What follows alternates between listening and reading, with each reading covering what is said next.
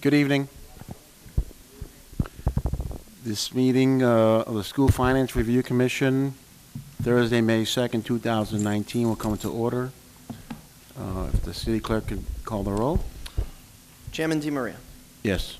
Vice Chairman Demas. Present. Commissioner Mejia. Commissioner Easy. Here. Commissioner Mareshi. Here. Commissioner DePiero. Here. Commissioner Hanlon. Here.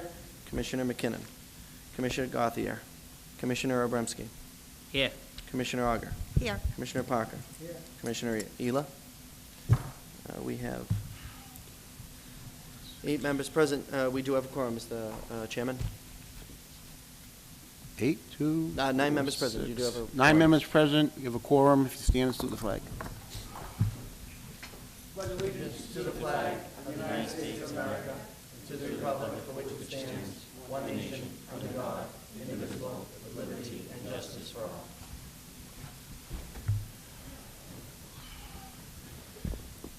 Mr. Clerk, if you could read the first order of business. Item number 1, Mr. Chairman, is to have the school department update the commission on the school enrollment figures. Mr. Shaw. Thank you. I left on everyone's table a copy of the enrollment as of this morning, and I apologize that that last column got cut off on your copies there. But our enrollment, the total enrollment is 7,281, which is where it's been for quite some time now. As a matter of fact, I sent to Mr. Mareshi this morning some historical enrollments. And last year it was 7,068. The year before it was 7,078. The year before that, 2015, 7,125. And 2014, 70,71. So it hasn't really changed dramatically over the period of time. But as I spoke at the school committee meeting, I think the last meeting or the meeting before, although the number has stayed the same, the students have not stayed the same. We take in probably 1,500 kids a year in turnover. So since the number stays the same, about 1,500 kids leave and 1,500 kids a year come in. So. Any other further questions, debate for Mr. Shaw? Seeing none. Yeah, just quickly on that Councilman Hanlon? 1,500, that would be like first grade kind of kids coming in? It's preschoolers, it's kindergarteners, but it's also all the way up to grade 12. We're enrolling kids all the way, we're enrolling students today that are in the high school, actually. Percentage-wise, would most of them be in the lower grade? It's pretty evenly spread across the Really? whole. Okay. Thank you. Any other further questions? Thank you, Mr. Shaw. Your pleasure on the item? I'd say, Mr. Chairman, there's no action necessary since. Okay. Mr. Clerk, can you read item number 2? Item number 2, Mr. Chairman, is in order to invite the Everett Public Schools principals to discuss their FY20 budgets.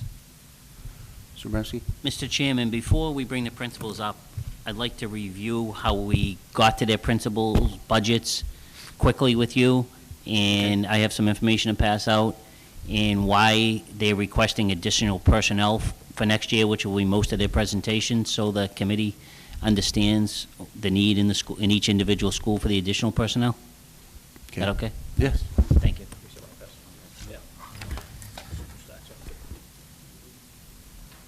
What Mr. Shaw is going to pass out to you is basically a formula that comes from the state, and I'll go over each column individually as soon as you get it, but it's basically the net school spending amount for fiscal year 20, the chargebacks, our net school spending, our transportation costs, in the areas why we're requesting additional funding above net school spending for next year. And if we didn't get the additional funding above net school spending for next year, with our present staff and our projected salary increases for our staff, we would have to cut in $2.3 million from the budget, but at the same time, we're asking for $4.1 million additional personnel. And I'll explain this to you now that you have it. If you go to the middle column at the top where it says fiscal 20, where I have the third one highlighted, $78,851,000.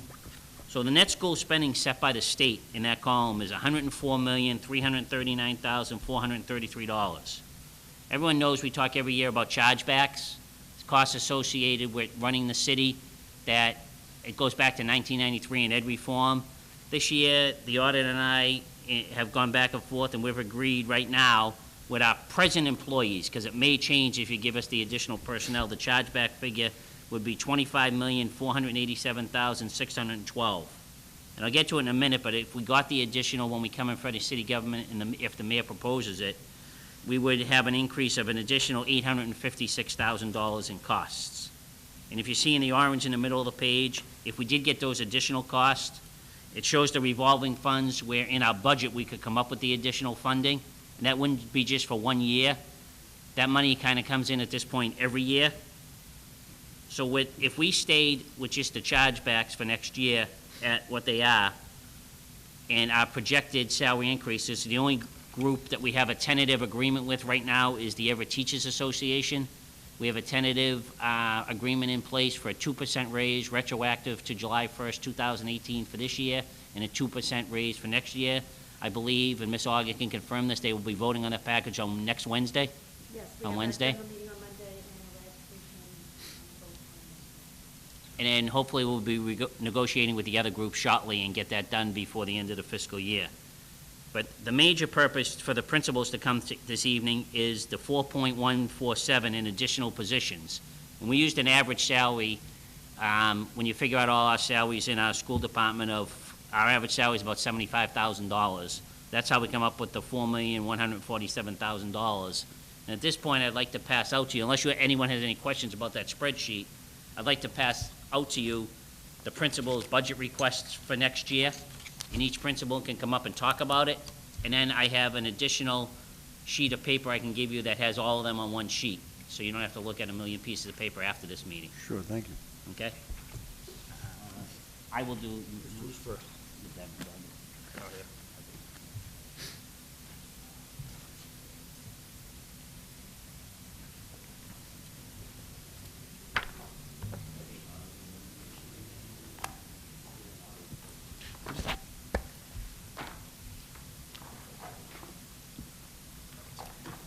Thank you. No, I'll give them. I can get one later. There you go. Mr. Parker. The first school, unfortunately, the principal was not able to make it this evening, but the first school, if you turn to page 2 of the Devons, Charlie, Yeah, I'm sorry. I just want to say something. You had asked, if you have any questions, before you go into this other business. I probably have a lot of questions, but I haven't even read this thing yet. Oh, yeah, I So, understand. mean, if you it's want, like you coming. did a couple, last year or the year before, I remember you came down my office one day and we Yes. sat for about an hour, Yes, just uh-huh. call me, I'll be happy to sit down with you, or Yeah, that's great. talk to you on the phone, whatever you want to do, Mr. I'd Hanlon. rather come down. Okay. With anyone else that wants to come Yeah, down, too. that's fine. Thank you. No problem. So the first school is the Devons, and if you looked at page 2, the only request Dr. Wallace has for next year, in addition to the staff that he doesn't have this year, would be a job placement coordinator. He'd like to get a lot of those students out in the community working, and with Encore and a lot of the businesses we have in this community, we need somebody to go out, talk to the businesses. The first few days, these students would be going to work, whether it's during the school day or after school, or maybe a portion of each. We need someone to coordinate that position. I'm sorry. Wouldn't the Pathways Director do that, same thing? Well, the Pathways Director would do it at the high school. We'd want a different person for the Devons because you'll have a different type of student. So we feel it necessary because there may be a lot of time at the Devons where the coordinator may have to stay, especially with some of the life skills students, may have to stay on site for a while with them. That's why we feel at the Devons it's necessary for them to have their own. All right. Okay? Any other questions? I'm sorry. That's all for the Devons? Yeah, that's the only request for the Devons and additional personnel. Next would be Ms. Teresa Tringali. Does anyone and have Mr. questions about the Devon Sorry. School request?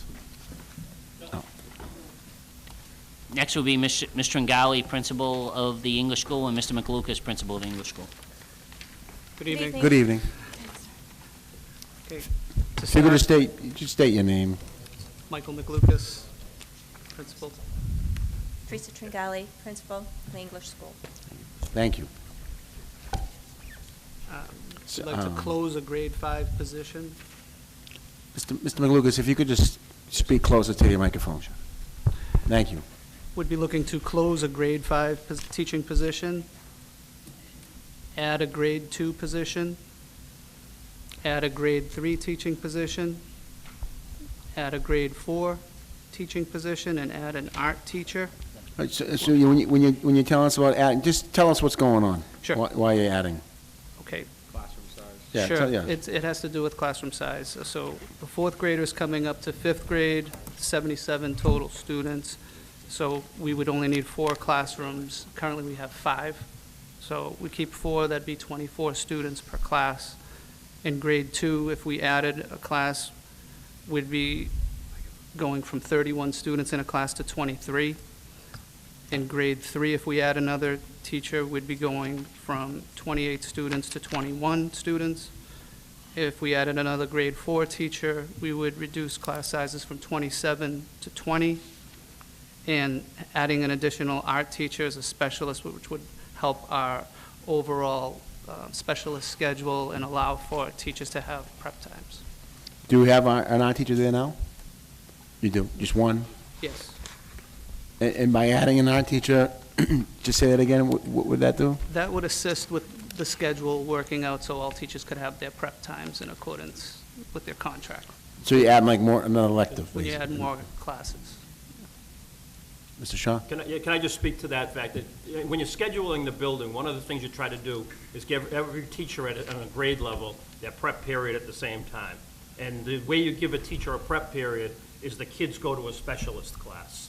So in order to, and in a lot of the schools this year, we weren't able to do that because we didn't have enough specialist teachers. So what we're looking to do, and we don't have common planning time any longer either. So what we're looking to do is add those specialist teachers so that in all the schools, those teachers would be able to have that prep period at the same time so they can do common planning during that preparation period. Common planning, Yeah. explain that. Common planning, so is Ms. Auger is a fifth grade teacher, she would plan together with the other fifth grade teachers so that they're sharing lessons with each other, they're sharing what they're doing in the classroom, they're pacing guides and everything else, so they're planning. So if you went from one fifth grade classroom to the next fifth grade classroom to the next one, they should all be within the same timeline that they're doing. Not everything is done the exact same, but it's done with the same purpose in mind. Mr. Rumsey? And we do have all this on a PowerPoint. I apologize we didn't bring it this evening, but we will email this to everybody tomorrow, because it does have what the class sizes would be without the additional staff, what the class sizes would be with the additional staff, especially in the regular classrooms. It doesn't necessarily have it in the specialists, but it has it in the regular classrooms, like third grade, fifth grade, so on like that. We'll email that to everybody in the morning. Okay. Thank you. Mr. Mareshi? Just real quick, in terms of the specialist teachers, so by adding one teacher, that'll bring it to 2 art teachers? It Do would. all the specialty have 2, or like gym, do you have 2 gym teachers in each building, or how does that work? So we actually have a phys ed teacher and a wellness teacher, and it really just, everybody's certified in a special area, but it just depends. We all needed 6 or 7 or 8 specialists. It just depended on the needs of the school. So for us, we could fit an art teacher, it would work. We had the space for her and the means for her to be servicing all the kids. Mr. McLucas, you want to finish the, just tell us, I mean, I see math interventionist. That's someone who just basically, Sure. We were looking to add a math interventionist and a literacy interventionist. We had additional ones at the school the previous year, and we'd like to bring those back on board. And they bring we had them before, but they were no longer in the budget? Is that what happened? They were in before, That's Mr. correct. Obrowski? That's correct. Yeah, so Or we cut down the number. We had 2 math interventionists in most of the schools, 2 reading interventionists in most of the schools, a math coach, and a reading coach. In most of the schools this year, we went to 1 person that we call a data coach, 1 math interventionist, and 1 reading interventionist. So we basically, most schools, there were either 3 or 2 positions cut depending on the school. So at the Madeline English School, is there only 1 math interventionist for the whole entire school? yes, 1 for the whole school? yes. And helps those kids who have issues learning math in that grade level, 1st, 2nd, 3rd, 4th? Correct. So that, is it like, almost like a special ed, not special ed, but like interventionist teacher, like a, geez, I was in it, actually. When I was a kid, I remember it. Or like a remedial class, right? Right, Remedial they math target or some specialized instruction. We, use data to understand where their needs are. So last year, we did have 2. We were able to service kindergarten through 6th grade. This year, with 1, we can't reach all of the students, so we've really And how many kids need additional resources in math at the Madeline English School? It's hard. It does fluctuate, but there could be, in a year, probably 200 students, maybe more, just kind of rotating through. And they come and go. We add students, we take away students, just depends on their progress. We're constantly monitoring and using assessments and small group instruction. It's the same with the literacy interventionist. We had 2 last year. This year we have 1, so we're not able to really reach all of those needs. So we still take standardized tests. I know we take the MCAS, right? Is it the MCAS now, the standardized test? How did the school score in math and in literacy? How do they score compared to? Like, don't you have like the school would like have a standard of scoring, right? Is it like they proficient or they were, right? Is there? So with the MCAS, all this, so we did. How do you gauge all the needs? Yeah, do you just gauge them on a report card, or how do you gauge how the kids are doing? So we do use a lot of data, a lot of assessments and benchmarking. We use DIBELS for reading. We use new Title I thing. We have iReady, so the students are constantly benchmarked and assessed. And the teachers, and during common planning time, that was a big piece. We do look at the data. Teachers are able to take that time and analyze the data. They look at student work, student performance, student assessments through 5-district partnership. We have similar benchmarks. And we do analyze those tests and those results to target the needs of each student to see who could use a push, who needs some specialized small group or individual instruction. And we're able to do that on every 7 weeks. We're able to look at data, move them in, remove them if they're making gains, and make room for new students. So it's really constant, and that was what was so important about the common planning time. We did that weekly. Okay. So Remsky, That's and kind Mr. of what I was Shaw. going to add. Every 7 weeks, we do progress monitoring on those students, and depending on whether the student made gains or didn't make gains, a lot of those students change every 7 weeks, especially with the amount of students that we have moving in and out of the district. New students come in, new students leave. It's overseen by the Title I department, by Michelle Rooney.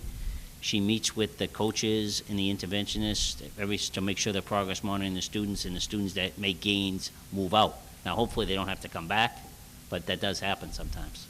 Do teachers still do like after school help time? Yeah. Like, yeah. So contractually, we have an hour a week. You have to contract that for teachers to help kids? Well, I was just going to preface that. If you go to any of our elementary schools, and I'm sure the high school also, you'll see cars there up till 5 o'clock at night. The custodians are kicking us out. But we do have a contractual time that we do stay for an hour a week, depending on different times that we would be scheduled to be in the rooms. But I wish do your contracts based upon how many kids pass. is that what you're going to make it? Well, percentage-wise, right? We'll give you no, just teasing. He's a tougher negotiator than we I are. guess. I didn't think he wasn't at the table. No, all right, thank you. Does anyone have any questions about the interventionist, math, literacy, special ed inclusion teacher? Mr. Parker.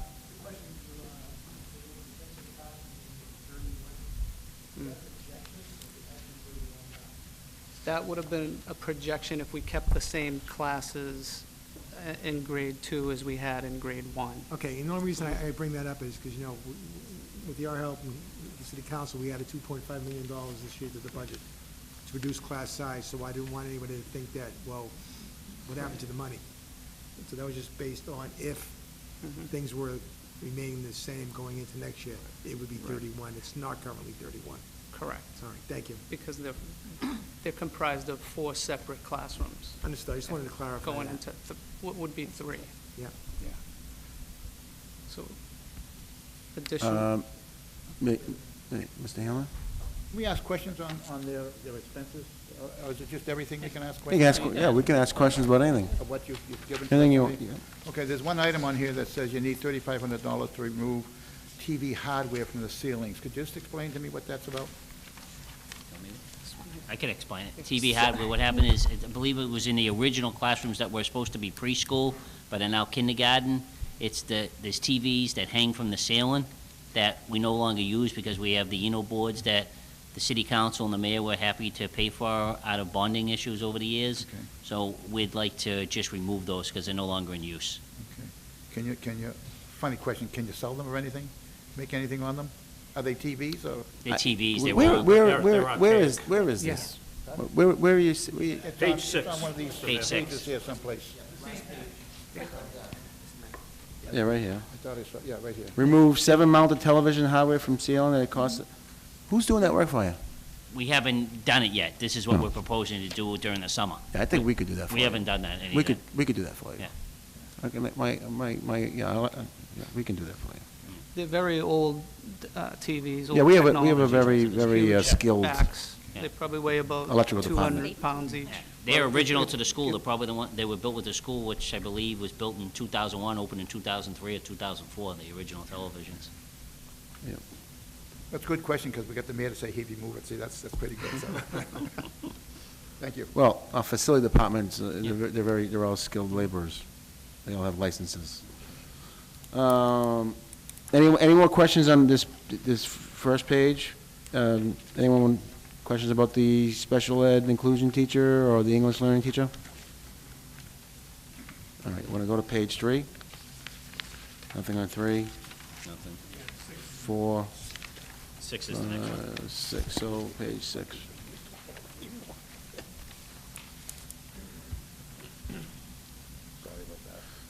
So is this an additional request of $130,000, Mr. Abramsky? Is that what I'm seeing for the school? These were the original budget requests that went in front of the school committee when the school committee put the budget together. Yeah, okay. So not all of these were put into the budget based on the school committee. Right now, for fiscal year '20, there was a decision made so we could put most of the money into teachers that right now there's no schools projected to be painted out of fiscal year '20. So that was a request at the time. Okay. Dr. Easy? I think it was 3 summers ago, I believe. 3 summers ago, so not a long time. Not a long time. I believe it was 3 summers ago. It may need some touch-up even if we don't pay. Maybe some stuff we could do ourselves. Okay. Any further questions of the principals? Thank you both for everything you do at the school. Thank you. Thank you for appearing.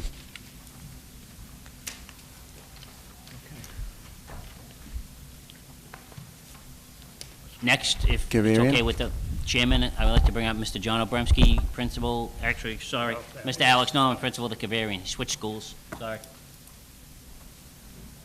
Sure. Mr. Norman, if you can just state your name for us. And where you're a principal at. All right. Hi, my name is Alex Norman, the principal of the Kavarian School. I'm here on behalf of myself and the school and Mrs. Zano, who couldn't be here tonight, the assistant principal. Thank you, You're welcome. As far as your budget requests that we have for the Kavarian School, we just have as far as additional personnel. We'd like to close grade 1 due to enrollment. The numbers for students coming up from kindergarten to first grade would allow us to close a grade 1 and still have low class numbers, low class sizes in grade 1. Same in grade 6, we had 5 grade 6 classrooms. This current year, the numbers coming up from grade 5 wouldn't necessitate an extra classroom in grade 6. And the opposite with the next 2 positions, we'd like to add 1 grade 1 without adding, add 1 grade 3 classroom. Without it, our enrollment would be 27 students per class, and with it, we'd be down to about 22. Okay. Grade 8 would be the movement. We currently have 5 grade 7 classrooms. We have a high number of students in grade 7. I'd like to add one grade 8 math. Those numbers would be going up. Without adding a grade 8 math, we'd have 33 students in the classroom. So, With it, okay, with adding it, I'm sorry, yeah, there'd be 26. okay. And that's just for math? Yeah, so we add an extra position in the 7th and 8th grade. It's usually math or an English, an extra math, an extra English teacher. Thank you. We'd like to add 5 English language teachers at the Cavarian School. The model of instruction is it's currently at the Lafayette, the Parlin, and the Whittier. Now, we're going to be bringing that same model of English language instruction to the Cavarian School, and with that, we would need an additional 5 English language teachers at the Cavarian School. We'd like to add 1 Wilson teacher at the Cavarian School, and a Wilson teacher allows us to provide specialized intervention for a specific profile of student that could use the literacy intervention. It's a very effective intervention strategy. I'd like to add 1 guidance counselor, add an art or a STEM specialist, either one. We currently have 1 art, but for the same reasons that were spoken by Ms. Tringali and Mr. McLucas. And in addition is that with currently right now, the specialist classrooms are the only ones that didn't get that much relief based on how we'd scheduled our extra periods. They still have like a class and a quarter because some rooms we just kind of merge classrooms into a specialist classroom. I'd like to add 1 literacy interventionist, a math interventionist, and then that would be it. Thank you, Mr. Norman. Mr. Demus? 2 questions. First question is going to be your ELL population. What's the population? How has it changed? And then the second question I have is, can you just explain to me briefly the difference between the Wilson teacher and a literacy interventionist, or how the 2 work together? So the first on the limited English proficiency population across the district is extremely high. And we actually added this year 5th and 6th and 7th and 8th EL teachers to the Cavarian School to help relieve the Pollen population, where their class sizes for EL students were in the 30s, close enough. So now all the newly enrolling students that are level 1, level 2, they're coming directly throughout the district, coming right to the Cavarian for grades 5 through 8. So that was to relieve that. Currently, right now, our limited English proficiency population at the Cavarian School is about 20% of our entire population. We have 863 kids. We have 176 students that are limited English proficiency. And just looking at home languages spoken, there are 66% of the students at our school, their home language is not English. So obviously that increases every year. That's on Thank you. that was just on the EL teachers. And the Wilson teacher, the interventionist, specialized intervention. It's prescribed, kind of prescriptive for students with language-based learning disabilities, difficulty with the spoken and written language, that helps them kind of beyond the intervention that they would get with the normal interventionist. Okay, thank you. Mr. Mayor? Mr. Dr. Easy? Yes, so, Mr. Norman, I understand the importance of the ELL teachers. Obviously, it's very important for our population. But my question is the space, because the Cavarian School has always been overcrowded. So where we find the space to create this new program in that school? For the most part, the model is going to be similar to what they have at the Lafayette and at the Parlin, where they're going to be co-teachers. They'll be teaching in specific classrooms where the students, EL students will be in those classrooms along with the proficient English speakers. Okay.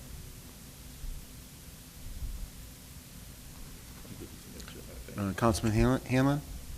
Yeah, thank you. Based on the same subject, are these children going to be housed at the school at all times? I mean, Yes. they're going to be there that's where they're going to go to school from now on? Yes. And they're coming from all over the district, right? Correct. How do they get to and from that school? The parents bring them like any other school? Yeah. So, Yes. and this is new for the parents? No, this is, as far as the students that are coming, basically the overflow from the Parlin and from any of the schools, it's the opt-out, opt-in process. When they enroll at Parent Information Center, they have the opportunity to opt in to the EL program or to opt out and stay at their neighborhood school. Okay. Can I just add to that, Mr. Mayor? Yes, sure. Right now, Mr. Hanley, I think by opening more EL classrooms at the Cavarian School, it's going to make it easier for a large group of parents, because we used to have to send them to the Whittier School or the Parlin School, even if they lived in the Cavarian School District. Okay. So now, by opening up in the Cavarian School District, we can take the kids out of the Parlin and the Whittier that live in that area, and they're able to go to school in their neighborhood school, Yeah. rather than traveling farther to go to school. Yeah, no, maybe I'm wrong, but trying to remember, but didn't we just say that the English school had some foreign language students in there too? Every single school has students that are EL students, but a parent has the right to either opt into the EL program or opt out of the EL program. What we did is we've taken all our supports away from schools where the parents are opted out. The Lafayette School, for instance, used to be an opt-out school. So any student that didn't speak English could come to the Lafayette School, but they wouldn't get EL services like that. But we did provide extra help in EL. We took that away to create this model where we're using just the Whittier School, the Parlin School, and now the Cavarian School, and we put all our EL resources into those 3 schools so that we have teachers co-teaching, and we took the English school, and the Lafayette, we have the Lafayette EL program as well, but the English school, we used to have 2 people that would help students, even though they opted out. We took those people away from the English school. So the English school has nobody helping, other than the classroom teachers, that are helping those English language learner students, which is, it's Okay, perfectly I got it. acceptable to do that, because they opted out of the program. But Ms. Stringali, Mr. McLucas like the option of being able to provide some additional supports to those students. That's why I asked for those 2 teachers. Okay. So one other further thing then is these students that are coming to the school, are they also going to be going into other classrooms? to Oh, get- they'll be regular students, yeah, they're integrated into the regular classroom, so that they're co-taught in some of the classrooms, and then in other classrooms, they'll be fully integrated. So we'll be adding numbers to all the other classrooms because of this program? We're anticipating some changes in enrollment, but not drastic changes at the Cavarian School. Thank you. Do we ever think about having like high school seniors who have been accepted to college go into the schools and help them? Like, I mean, a 12-year-old senior who's going to college studying anything, I you know, think that in- with, you know, I think for the that winter with months. the pathway program that we're putting into place Yeah. now, I think Mr. Norman would That's speak to something- that, but I think that's something, when the kids are seniors and they're doing internships, and if they're going into an educational field, it certainly would be a place that they could do their internship at. Hey, even if they're not going to educational field. I Yeah, no, mean, anything, right. Like the ambassadors, the student ambassadors. Yeah. Yeah. We use the high school student ambassadors at the K-8 schools on PTA nights and things like that to help parents interpret. But you have to be cautious because there are some privacy issues. Any other questions for Mr. Norman? Any other requests, Mr. Norman, on this? Well, that'd be it. That's it? Thank you very much. Thank you. Next, I'd like to bring up the principal of the Lafayette School. Sure.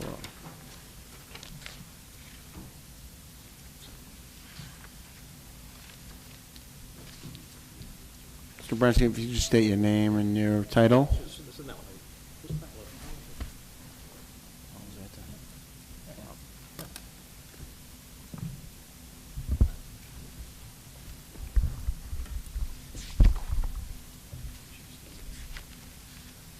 John Obremski, principal of the Lafayette School.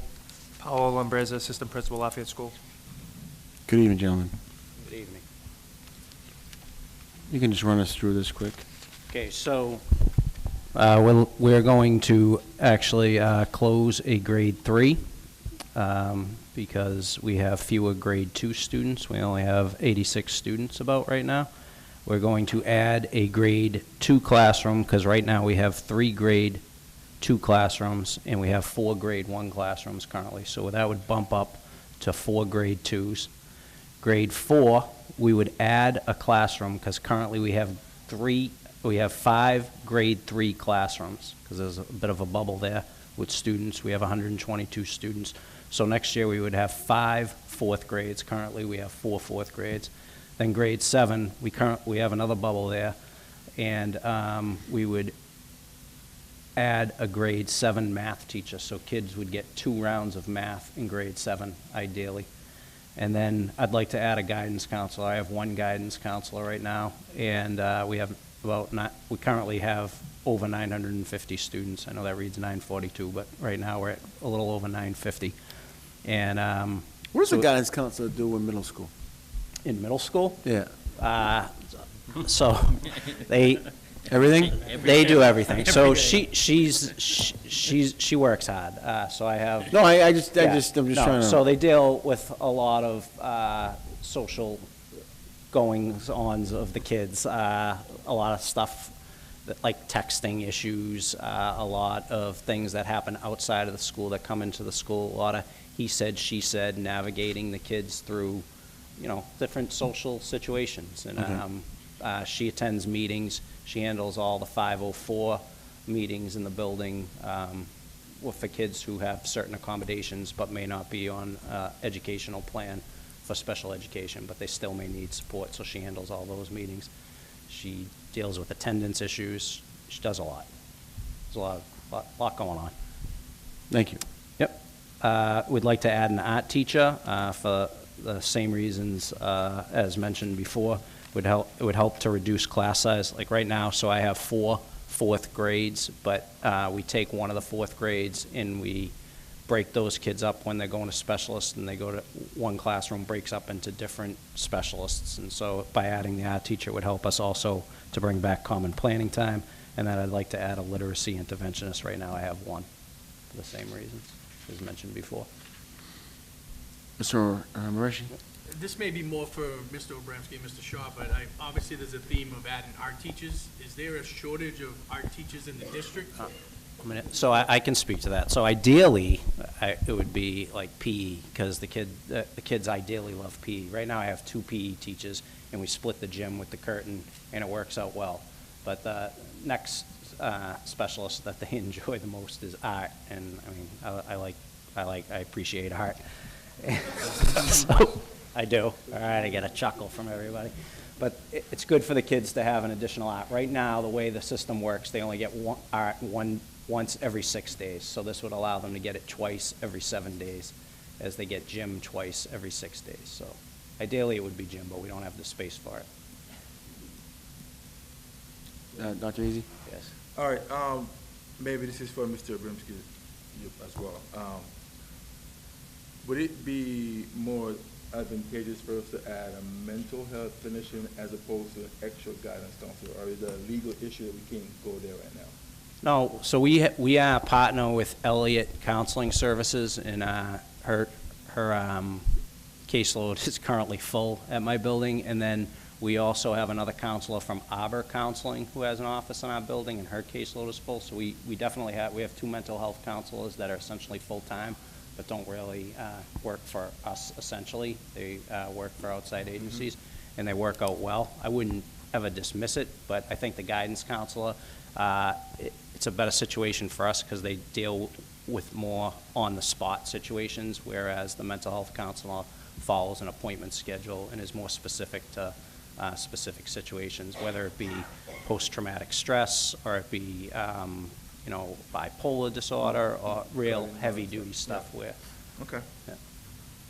Thank you. Mr. Councilman Hanlon? Sorry to keep interrupting, but going back to this sheet, okay? Sure. You don't have to look at it. When I look at the, I'll do the Cavarian School. Second grade is 109 students, and the third grade has 82 students. Is this for the Cavarian? Yeah. These are Lafayette. Lafayette, I'm he sorry, mentioned whatever school I Cavarian. did, it's, I'm sorry, whatever, doesn't matter. I'm going to go back to Cavarian School then, because I'm looking Yep, at it. that's fine. That means that 109 students will be going into the third grade next year? Yes. Thereabouts, maybe, I know a little Right. up and down? Yep. Okay. So that when you say you're down a teacher, or up a teacher, this is why, because that 109 is gonna Yeah, go 'cause- over next year? Yeah, certain classes have certain bubbles, and then you have decreases. So if you look at the Lafayette, like, so my third grade has 124 children. Okay. Whereas my second grade has 89. So I'll have to bump fourth grade up. Right now, fourth grade has 4 teachers. Fourth grade would need 5 teachers next year, but third grade would really only need 4 at a max. So that would bring it down. Okay, so, but next year, on that, on grade 2, you have 89 students, will be going into the 124 slot, so you'll need less teacher? Yes, so you would Okay. need, so we'd subtract the teacher from grade 3, but we'd add a teacher to grade 4. Okay, so we can almost figure out next year what you're gonna be coming Oh, up yeah, on. we can anticipate for the next few years. Okay. For the most part, unless there's like a huge influx of children at one grade. No, that's cool, thank you. Yep. Thank you. Any further questions for Mr. Abramsky? Can I, Mr. Shaw? Mr. Mayor, I just want, I had the breakdown of the numbers. If Mr. Obremski didn't open those classrooms, his class sizes would be in the low 30s for those classrooms. And if he did open those classrooms up with additional teachers, they'd be down to the mid-20s to low 20s, 23, 24, just to give you the numbers overall. Yeah, but it seems the closing and opening, that all evens out, but it seems like the ask for the interventionists, the art teachers, Yeah. Right. Yeah. The interventionist is Guidance key to counseling. success, as are all these positions, but especially. Yeah.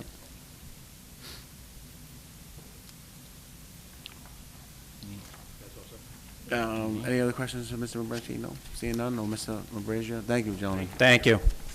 Support the arts. Music, too. Next, I'd like to bring up the principal and the assistant principal at the Powell School.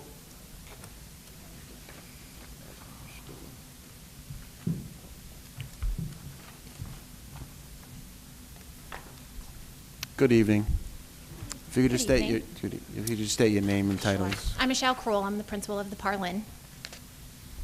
Janet Taylor, assistant principal at the Parlin. So for next year, I am looking to close a grade 4 due to enrollment. I need to add a grade 1. We'll have about 115 students next year, so I'd like to add a first grade, which would bring our numbers to 25. I need to add a grade. And if you didn't, what it would be? 31. 31 to 25? Yep. I would also like to add a grade 3. We'll have 107 kids in grade 3. That would allow for 26 students with an additional third grade. Without, I would have 35. 35 to 26? I'd also like to add a grade 5. I would have 114 students next year. With an additional grade 5, there would be 23, and without, I would have 29.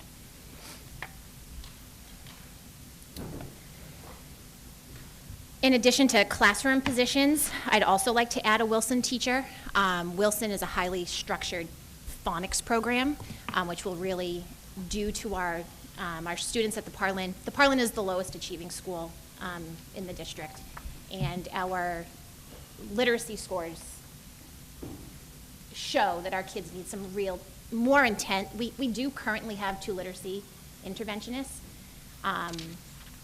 The Pollen Wilson- is the lowest performing school, you said? Yeah, the Parlin is. Is that because of the MCAS higher data.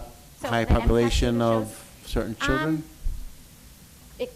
There's many. Do you have a different higher factors. population of a certain group ELs, of? I have 435 EL students. Is that typically out of how many kids in your school? I have 988 as of today. So pretty much half is, I half have are, 435. is that typical, or is that So- more than normal? In 2017, I had 280. In Okay. 2018, there was 320, and this year I have 435. Okay, so it's been growing every year. Yeah, yeah. And Mr. Mayor, that's why we're opening, we want those 5 EL teachers at the Cavarian Cavarian, School. so you to can take siphon some- that- Correct, exactly. And Does the then- Cavarian School have many interventionists, or do they not have them, or? They have. So EL? You EL mean teachers? English Yeah, language teachers? Yeah, English language teachers. We just added a few on there because we started in 3 of the upper grades, so we just added 2 other teachers, I think. Yeah, I know. She Two, said right? 100 and something, she had 900 and something students. What was happening at the Parlin is. Do you the see a population in the city growing rapidly when it comes to ELL students? Yes. More than it has in, say, in the last 10 years? Well, that's alarming. Yeah. The Parlin School, I'm getting maybe 2 to 3 students a week that are level 1s, so they're brand new to the country. They're brand new into the country. Correct. And so they go into our EL program, which at the Parlin, we have it K to 8. And so historically, the Parlin was the only middle school middle school 7th and 8th that housed the SEI program. So with the opening of the middle school program at the Cavarian, it's helped. I have 134 8th graders and 64 are EL students. So my EL teacher services 64 students, which is such a high number of students to service. So the opening at the Cavarian School has now allowed kids that live on that side of the city to now have another program because they were all coming to the Parlin. Yeah, I'm still stuck on the rate of New students. Yep. ELL students coming in.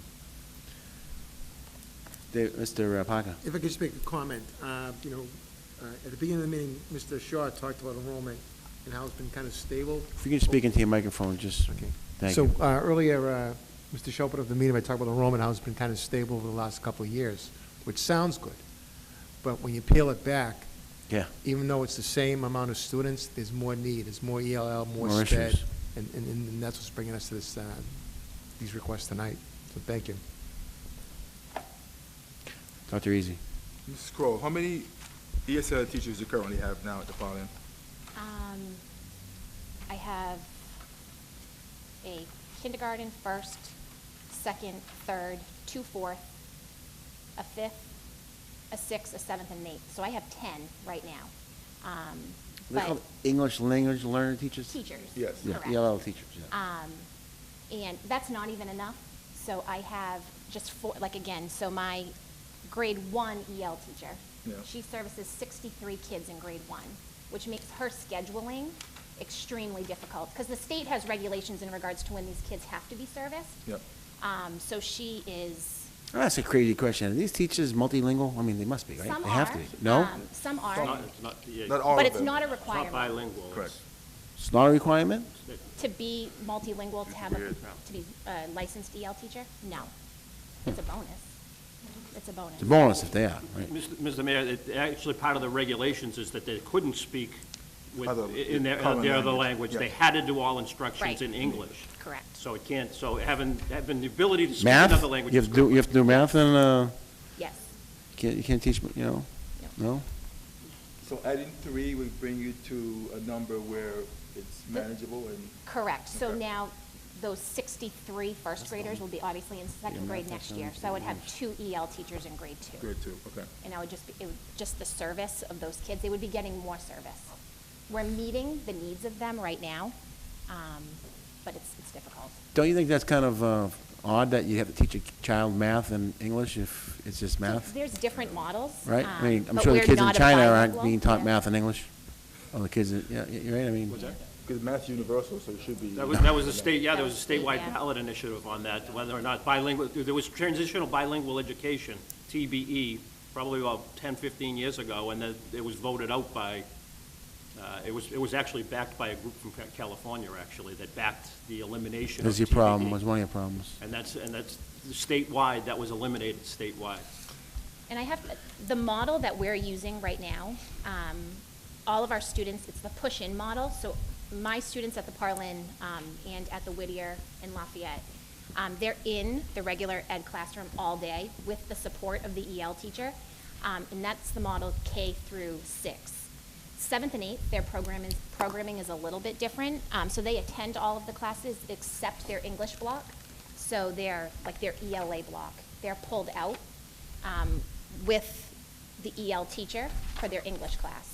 They're also pulled out for an additional 45 minutes of their structured English, so very explicit English instruction for 45 minutes. So their So- program is a little bit different. So if the formula isn't changed, the whole direct certification, I don't know how, I know we're getting supposedly more money. Right.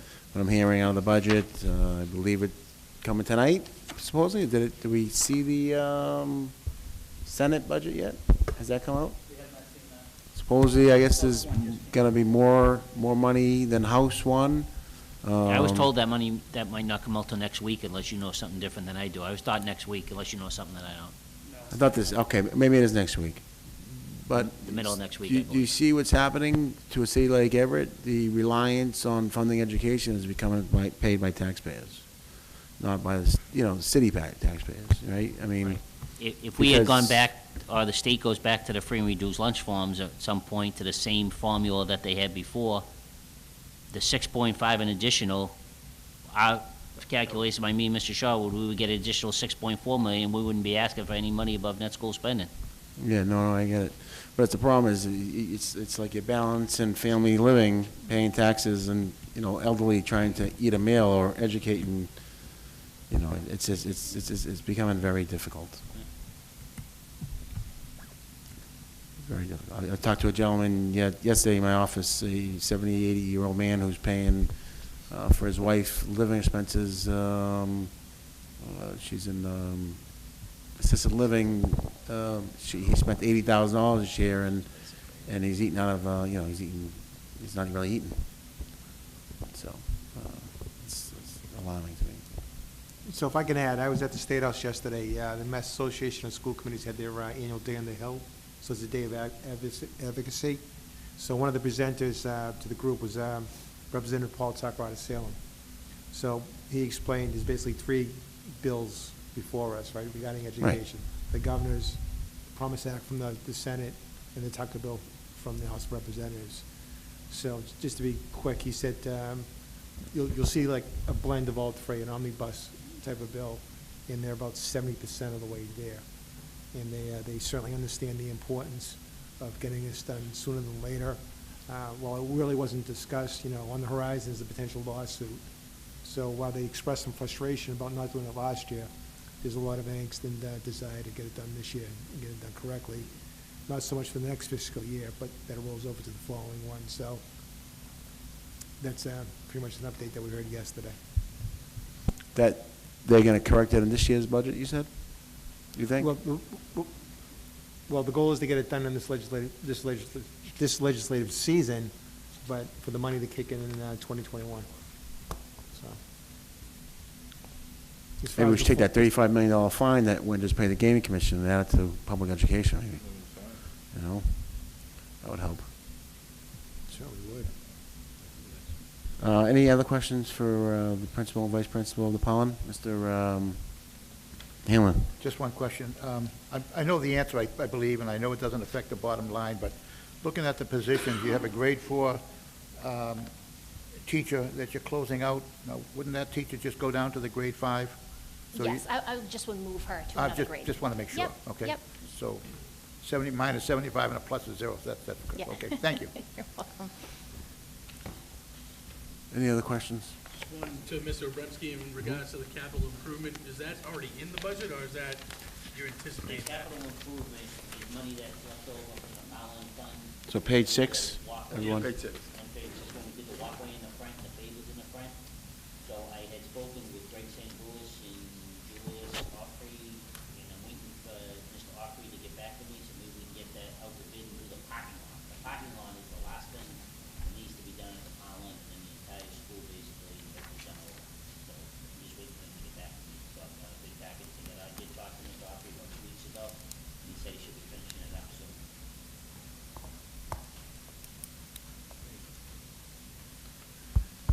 Okay. Seeing no further questions, excuse me, customary thanks. Thank you both for appearing. Thank you. Thank you. Mr. Obremski, you want to? Next, I'd like to bring up the principal of the Webster School, Ms. Denise Hanlon. She gets, it's only 225, so Yeah. she's not greedy. Small building, she can't fit anymore. My favorite. Hi, everyone. My name is Denise Hanlon. I'm the principal of the Webster School. And we are requesting an additional third grade teacher, an additional fourth grade teacher, and particularly a technology teacher. Tell us about the technology teacher. So that would be one of, as everybody spoke about specialists, that's one of the specialists. We at the Webster have not had a technology teacher since I've been there for the past 7 years. And now You have that- not had one? We have not. Is that a computer teacher? Yes. So the kids don't get computer class? Correct. So now that the third graders are required to take MCAS on the computers, it presents a bigger challenge that we really need. The teachers teach it. We do have Chromebooks in all of the classrooms that take MCAS, so the teachers do their best, but I feel it would be really beneficial to our kids to have a computer teacher once a week to teach the skills. I mean, all the IT people we have between the high school and City Hall, we can't send, I mean, one down to the school for once a week or something? Just now until, I mean, honestly, we need to start thinking the resources we have, you know. It's very difficult. We've tried it in the past, even with the art teacher at the Webster, to share the art teacher with the Devon School. With the way the schedules work, it's very difficult to share individuals building to building, because every building isn't on the same schedule. We've tried that in the past, and it really hasn't worked out too well. No, I'm just saying, I mean, Mrs. Hanlon, your class, your building now goes up to fifth grade. Yes.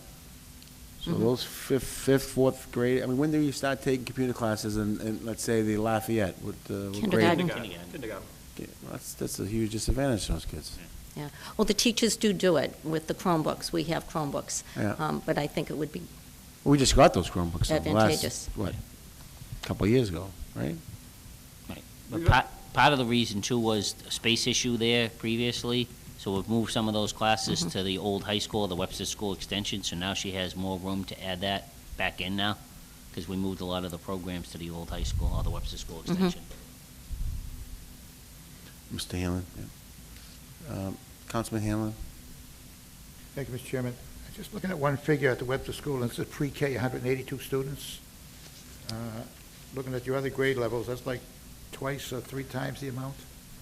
So the preschool moved out of the Webster on Dartmouth Street, and it's part of the Webster School Extension. So that is the amount of students that are up there. We currently, on Dartmouth Street, are kindergarten through grade 5, but the extension does come under us. They are part of the building, although located in a So different... how many here and how many there? So 182 at the Webster School Extension, and we have 389 on Dartmouth Street, Okay. K through 5. Okay, thank you. Any other, so, Ms. Hanlon, is this for both the Webster and the Extension? I'm sorry, did I miss that? At this time, we're not looking for anything additional for the Webster School Extension. The reason the head teacher at the Adams and the Webster are not here, they didn't have any requests for additional staff for next year. Okay. All right. Seeing no further questions, thank you, Mrs. Hanlon, Thank for you. appearing. Next, I'd like to bring up Mr. David Brady, principal of the Whittier School, and Miss Nancy Sotera, the assistant principal. So we're looking at Whittier? Hey, Dave Brady, principal of Whittier School. Nancy Sotera, assistant principal, Whittier School. So, you know, to save you two, because it seems like it's all pretty similar, and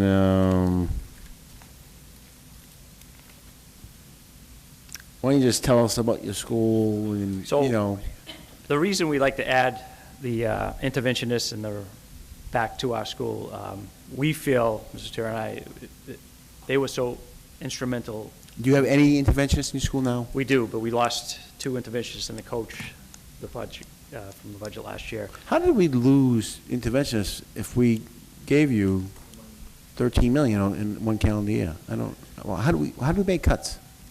There still was not enough money to bring everybody back, even with that additional funding. There still was not enough money. And Why would we cut what- interventionists and not cut non-instructional instructional employees? Well, there's not a lot of non-instructional employees that you can cut to keep the school system going. I mean, we Well, did cut. I beg to differ a little bit, but okay. Well, but that was, and then as we move, once we got the additional 2.5 million, I believe around November 1st. Yeah, but I know, why cut an interventionist if they are so important in the school? I just don't. It's not a decision that we wanted to make Yeah. and wanted to do, but you gotta take class size in a third grade into consideration too. So we made a decision at that point with the former superintendent and the principals and the assistant principals and Ms. Rooney, the coordinator of Title I, Ms. Janice Gauthier, that basically every school would have one of each instead of two of each. So otherwise, we would have had to increase like a class in the third grade, instead of being 25, may have ended up being 30, 32, cut a third grade instead. Well, most of our interventionists went back to the classrooms. But I'm speaking, So your interventionists that you did have went back into classrooms? but we feel that they were so instrumental in leading us to becoming a level 1 school. I mean, the amount of work they did with our kids and bringing them forward was unbelievable. So math class is going on in one grade 1, some kids are struggling, 10 kids, that interventionist is taking those 8, 10 kids, they're going to a smaller room and they're like really hammering down. Yes, and they did a great job of rotating groups around, as Mr. Tringali had talked about it earlier, and I know Mr. Norman and Mrs. Kroll talked about the Wilson reading specialist, which she went back to teaching special ed, but she was had about 15 kids that were reading way below grade level last year. And we had a 7th grade student father come to his special ed meeting last spring, and cried at the meeting because his son was now reading. That's how important. I would it was. empty out every single senior going to Everett High School, going to college next year, empty them out tomorrow, Friday, and send them to these different schools, have them report to different schools for the rest of the year.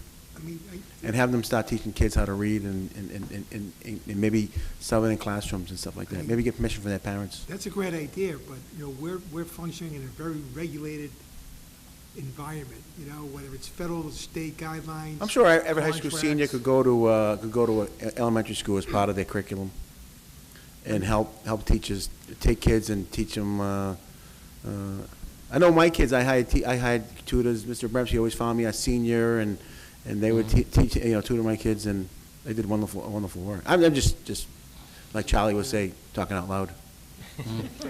Mr. Shaw. I just want to emphasize, you're correct. I think that would be a great utilization of students that could come down and help. But the interventionists that were chosen. No, I understand. Were some of the best teachers that we've had. And Yeah. that's why they've been so effective, and that's why they're so missed, because they pulled teachers that were great at their craft and able to pinpoint and teach those other kids. So that's why they were so effective, I think, as much as having them is who they were. Right. No, I definitely understand. You want to say something, Mr. Bremsky? Dr. Easy? So, I have a question, Mr. Abramsky. So, all the principals are asking for a Wilson reading specialist. Now, don't we currently have the BSRI at each school, and is that different, or is the Wilson a new program? The Wilson is a specialized reading program for special education students that is part of their IEP. So, yeah, so in the past, we trained, I think it was 3 or 4 summers ago, 24 individuals in the school system to be trained as Wilson specialists, I guess you call it.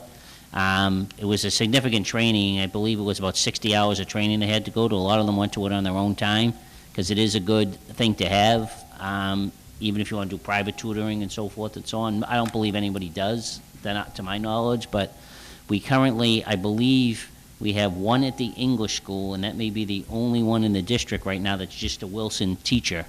We were using our interventionists in the past when we had 2 in each school to help out, because a lot of the interventionists were the ones that were trained and a couple of special ed teachers, but because we're down to 1 interventionist in each school, we're not able to do that anymore. Okay. So, but that is a specialized, and it's part of the IEP. Okay, so we train 24 people that are currently employed in the school system, right? I believe 1 retired. I think the other 23 are still employed. 1 retired.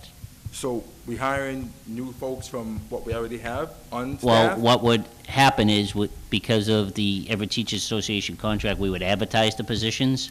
During the summer, we would interview the candidates. We wouldn't just choose them. We would see who does the best in the interview process, and then we would hire them from there. So it could potentially be one of those 23 people that are working for us right now, but they have to go through the interview process. But it would make sense for them to be one of those people anyways, because you trained them already, correct? Well, you'd have to be trained to be hired, so if someone from the outside applied and they happen to be trained So you and had the backfill- certificate. So you backfill from the individuals who are currently trained that's in Right. the school system right Right. now? If there was a previous Wilson teacher that now is, I'm making this up, I'm not sure, third grade teacher now. Actually, there's one down the Whittier that was a special ed teacher now. If Mr. Brady felt next year that, and we got the funding, that she was the best person for that Wilson job after the interview process, he could put her back and backfill the special education teacher. Okay, so the BSRI is still in the schools or is not? BSRI is in 3 of the, it's at the Whittier? No, sorry. I'm sorry about that. It's at the Parlin, the Lafayette, and the Cavarian. Cavarian. Cavarian. And that's working okay, right? We're not getting rid of that, or is it No, bad? we're keeping BSRI. Okay. We're keeping it. Ms. Rooney has done a wonderful job taking a lot of the responsibilities over, so the amount that is proposed to be paid in the contract next year is going down significantly because Ms. Rooney has taken over a lot of those roles that they previously did as How part of her many job years- How many duties. years left in the contract? 1, 2? No, we only do one-year contracts. Okay. We only do one-year contracts. Thank you, Mr. Chairman.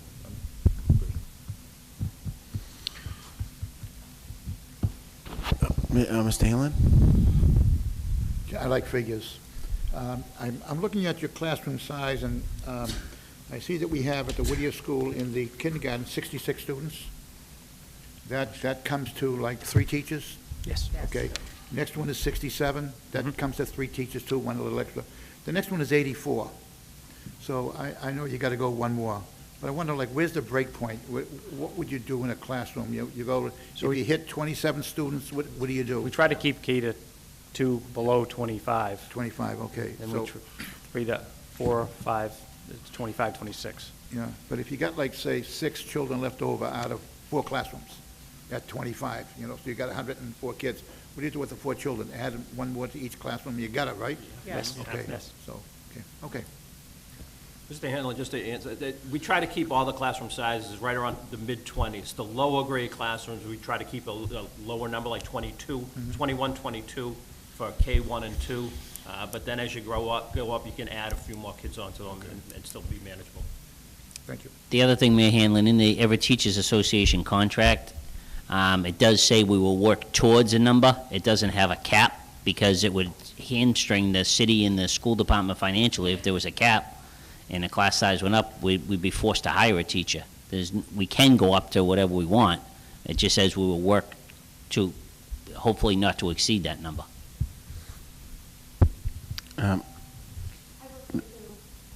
Mrs. Zaga? I will say through all the ups and downs of contract negotiations that even with the budget crisis last year, the first thing that we do always try to do, and I have to say, is add classroom teachers. So I had 32 fifth graders in my class. I was down to 24. I got a new student, so I have 25. So it's just such a difference, but that is always the first thing when we do get allocations that the district has tried to do. And I can say that the interventionists, and I know I kind of said this to you on the side, was we had them up until this year, and then I can see the difference. So it's really a necessary part of the education system to really have these teachers in there and to be able to work with them. Right now we have a model where we have special ed students, and so I co-teach with a special ed teacher. One of the other teachers in the 5th grade co-teaches with an EL teacher. We split the special ed teacher and the EL teacher with the other 2 classrooms because there's 4 of us. The model's working, but to just have those extra interventionists is just, for my students that are really struggling, is just are right on the cusp and could get up there. It's been a tough year, and we'd really like to see those positions back because it's a shame that those were the ones that were cut. Yeah. Thank you. Can I just say something, Mr. Mayor? Yes. I just feel that our students are coming to us with so many needs, and our teachers try really hard to meet those needs. And the more professionals that we have just makes a better environment for our students to learn. Our students are very happy in our schools. We have a lot to be proud of, and we're all here just asking for some extra hands so that we can, you know, all of our children have the right to have the best education, and I think we all need that. That's our common goal. I think we all agree with you. Absolutely. Mr. I would Abramsky? just like to make a general comment on the overall school budget. Are we, Right now, the last school? yeah, do you want to do the last school first? Okay. This no. will be quick. Yeah. Right now, we're asking for $6.5 million when you get the budget, and hopefully if the school committee passes as is on Monday evening, above net school spending. The faster we know the school department, whatever that number may be, maybe it's nothing, maybe it's in the middle, maybe it's all of it. Even when we got the $2.5 million in November this year, the extra $2.5 million, with the help of the city council and the mayor's staff, that we would have hired even more individuals, but you can't find them at that point. The best candidates are available now. And there's less and less, it's unfortunate, but there's less and less candidates going into education. We go to the same job fairs that we've been going to for the last 10 years, and the principals can speak to it. There's less candidates going into education because the job market is so good. So the sooner we know whatever the budget is, the more they can start interviewing candidates and hiring the candidates that they need, and we can start advertising positions. Just a general comment. Thank you. Yeah, you're welcome. Mr. Demas? Thank you, Mr. Mayor. I was actually going to wait till the end, but to talk more globally. Hey, you want to just call the last, you want to excuse the principals? and- We should do that. Mr. Norman Do should be do- quick. do you, either one have any other comments to make? Thank you. Thank you. Thank you very much for appearing. I appreciate it. Yeah. I'd like to bring Mr. Norman, principal of the high school, and Mr. Barrett, the vice principal. A lot of the pathway information they've already given to you, but they did request some other additional personnel staff in the electives, and I think a Spanish teacher. I just wanted them to be able to come and present that. Good evening, everyone. Thank you for having us. I'm Eric Nauman, principal of Everett High School. Chris Barrett, Vice Principal of the high school. So just to start off, I'd like to show support for the K-8 principals, whatever help we can give them with BSRI, Wilson, and interventionists. The earlier the better, because when they get to the high school, we don't have some of those things. And we have all the same students, so however we can help the students before they come up. Looking at the budget that you have in front of you, the hallway supervisor position, we're hoping that if we add some of this other staffing, we can reduce some of the need for the hallway supervisor. I would rather not cut them, but if we need to get where we need to go, we need to add some of these positions. Deans, currently we have 3. We'd like to add 2 to get up to 5 where we were previously. We want to convert the deans to assistant principals, so the money is there to add them as administrators. One of the big positions is Director of Academies at $125,000 that's there that you see in front of you. We need that position, as the mayor spoke to earlier and other people spoke to. We need to get students into the community, getting students to be teachers and get down to the grade schools, getting students to go into the workforce. We really need someone who can be dedicated to that and work with the businesses to be able to get internships for our students and externships for our teachers.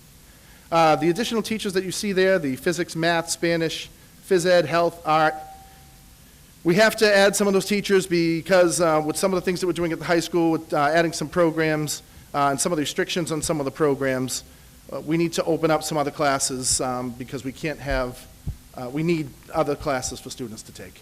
So because we have opened up some CTE, some of the limits on students going in, we have to add some of these teachers. In addition, you see a social studies director, which is just to get back to where we were. You can see there an EL department chair, an EL coordinator for K-8, and then the CTE teachers for programming, web, medical assistant, and hospitality.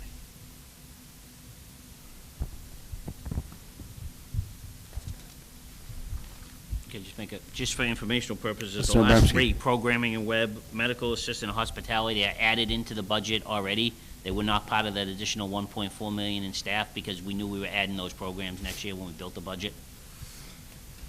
Repeat that? Yeah, the last 3 there, programming and web, medical assistant, and hospitality. Yes. Hospitality, we have to add a second teacher. We already have hospitality, but they're already built into the budget that you will be getting. They're not part of the additional $1.4 million in staffing. That's on that individual sheet I gave you. They're already built into the budget. You mean the 1.2 million here, you mean? No. I'm talking about overall, Mayor, this sheet I gave you. Okay. They're not on this sheet because they had already built into the budget. Dr. Easy? Thank you, Mr. Chairman. I have a few questions, Mr. Norman. Let's start with the hallway supervisor. If you cut 3, what would that leave you with? 2 or 1? I forget now. Well, we'd like to have at least 2 if we were to cut, this. If we're looking at this cut 3. We'd like to have at least 2. I'd love to have all my hallway supervisors. We believe that's helped cut down on some of the issues that some of the other high schools are experiencing with vaping in the bathrooms. We had So- 4 previously, right? Correct. And the 2 deans that you want to add, aren't those currently in the budget already because those were already in the schools, school? I'd have to defer to Mr. Obremski on that question. Mr. Brimsky? They are not in the budget for next, they're part of the additional $4.147 million. So they're not working right now, they're not part of the budget, because they're not working. But they were in last year's budget, right? They So were this in wouldn't be a new previously, add. so this Correct. is a new budget, the one that with fiscal 19. So they're not presently working, so they're not part of the budget. They're not, I know what you're saying, that like the money's already allocated there, the money's not. The money's not. Did they work last school year? Are currently working right now? No. They're not working right now, Well, no. 3, He's right? down, he's only got 3 deans right now at the high school, and he's got a part-time person. That comes out of part-time line Ms. item. Trotter, yeah, okay. The ELL department chair, don't we currently have one already? Are we getting 2? What, can you explain that a little bit? I'm not too sure what. Sure, Mr. Obremski, would you like? The EL department chair, I think, started this week, correct? Correct. Correct, We- started this week, but that position, when we built the budget, was not part of the budget at the time, so the person is not allocated in the budget for next year. They're added as part of that 1.4, above net school spending, so if we don't get the net school spending, that person's job won't exist next year. Dr. Easy, I think just for clarification purposes, we have an ELL director in place. These 2 positions right here, the language, the department chair would be primarily for the high school, and then the coordinator would be for the K-8 schools. So So it would make the model like the special education model with the EL, and I think it's because of the ELL population explosion that we're looking to add those positions. But no, I'm talking about the English language department head, not the ELL coordinator or department head. That's 2 different things, right? Because in years past, we have 1 director who serves the district and the high school. But now we want 1 person for the high school and 1 for the district, right? Am I getting that right? Right. In the proposed budget for 20 right now is a director for the district, Correct. a department head for the high For school. the high school. And a 3rd person, a coordinator for the elementary schools. The way our EL population is going, we see the EL becoming a department almost like special education. If this continues the way it's going, and Mrs. Kroll kind of backed this up with her presentation, the amount of students that have been added over the last couple of years, you'll need a whole office with secretaries and everything to handle all the students and all the parents. So this is ELL, not ELA. That's Correct. That's correct. Correct. Because of the terminology change in EL Correct. instead of ELL. They're not calling them ELL anymore, they're just calling them English language language. students. Yeah. We're not English language learners. I understand what happened. Okay. Thank you.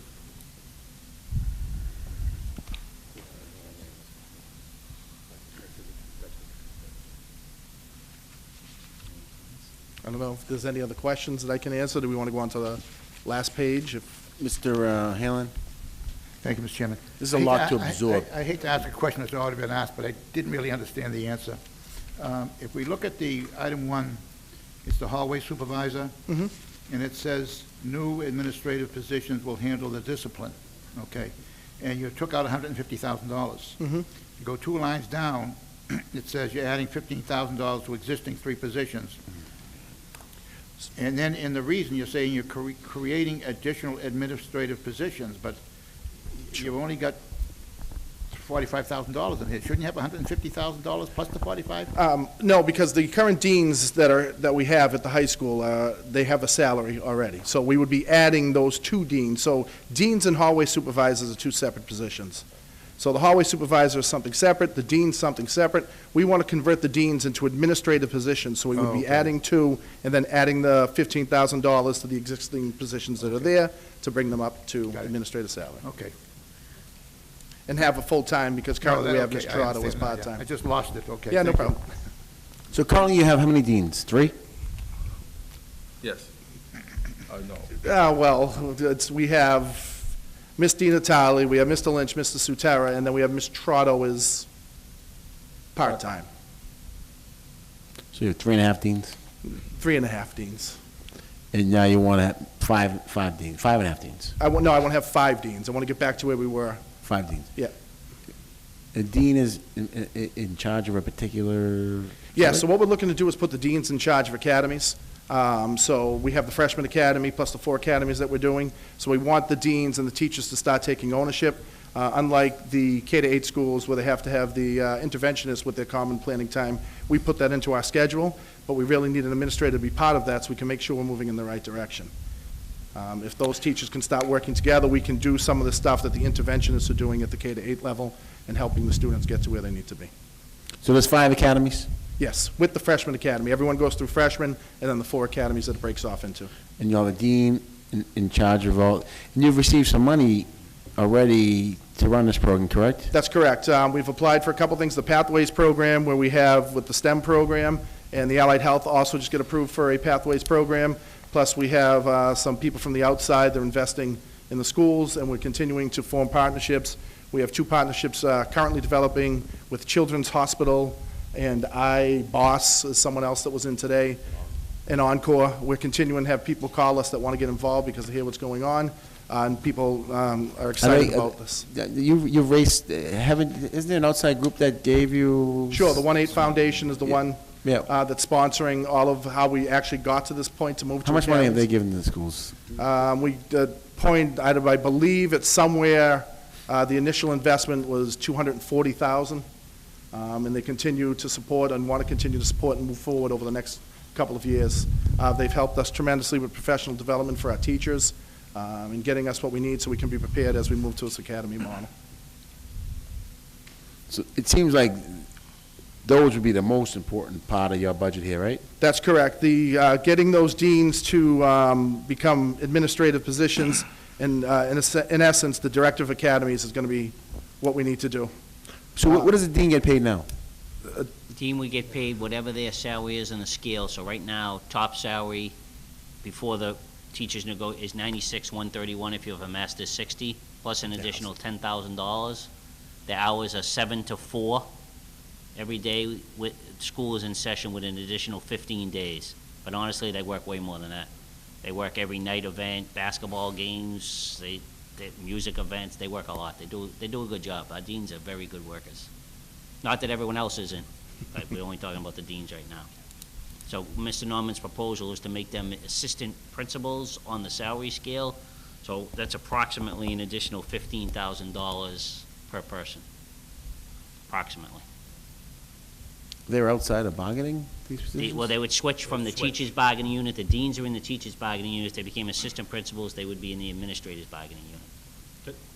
Mr. Mayor, can I just make a clarification?